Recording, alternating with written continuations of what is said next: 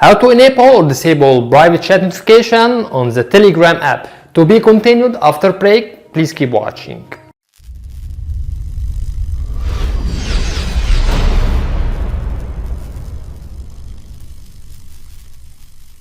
Hello my friends, how are you? Welcome back to my channel. Still explain how to use the Telegram app step by step. Today we will learn how to enable or disable private chat notification on the Telegram app. Let's get started and see how can we do that. Click on the Telegram app. Press on share line which shown on top left. Click on setting.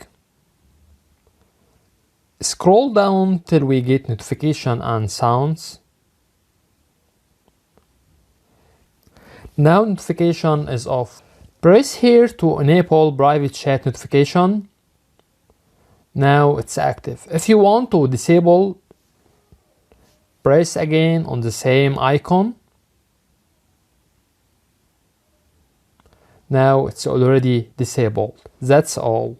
If you find that our content is helpful, you can subscribe our channel. Also like, share and comment on our video. We will do our best to respond to all comments as soon as possible. Thank you for watching and see you in the next video. Bye bye.